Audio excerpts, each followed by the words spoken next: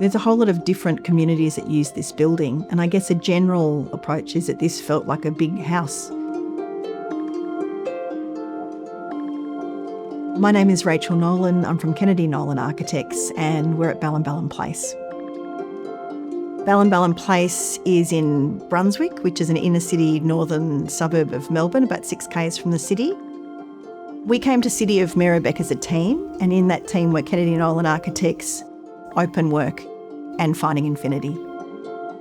Balam Balam means white butterfly. Now, we were really lucky early days to work on the naming of this site with the Wurundjeri aunties.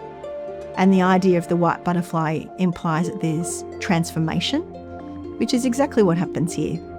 Things change and transform. There's a big history to this site. Post-colonial settlement, this site had an incredible kind of Italian mansion built in the 1880s.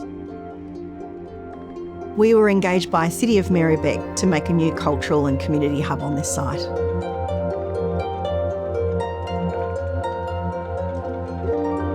We arrived here and was already kind of alive. We loved it because we could see how much soul was in this site.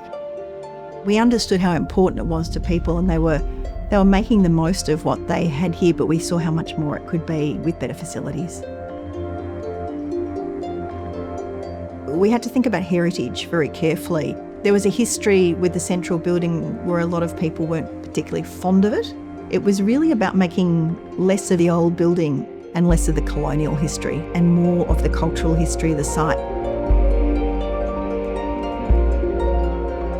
Together with Openwork, that was managed using garden, that the central building, the old building, was reframed, being surrounded by kind of moat of Indigenous planting, that in time that planting comes up and the building almost sinks into it, and the history of that building is reframed. There was also a school in the kind of 60s, and that cultural history of the school was quite a fond memory for a lot of people.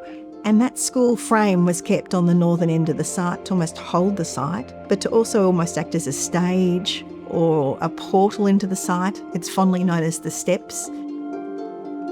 So the design thinking is that the buildings should not be the hero of this site.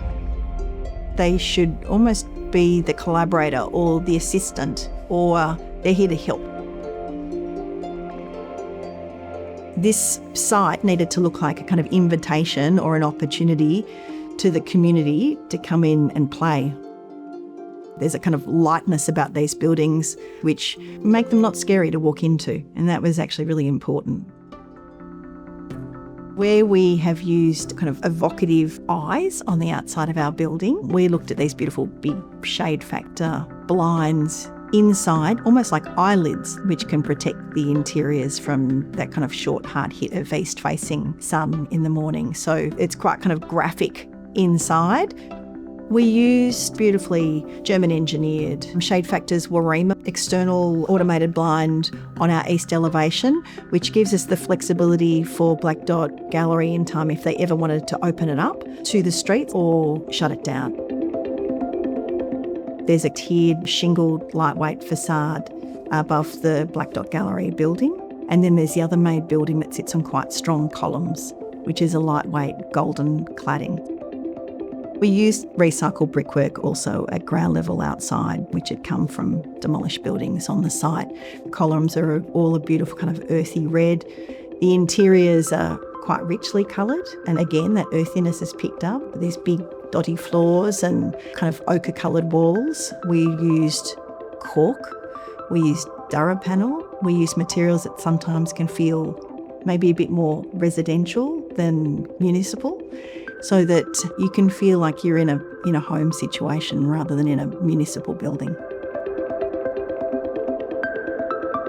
It feels like this site is alive with things that you might not expect. And I think that's a really exciting thing about this place and the people who run it. Kimber Thompson running Blak Dot Gallery, Millie and Joe from These Are the Projects We Do Together, is that anything could happen here.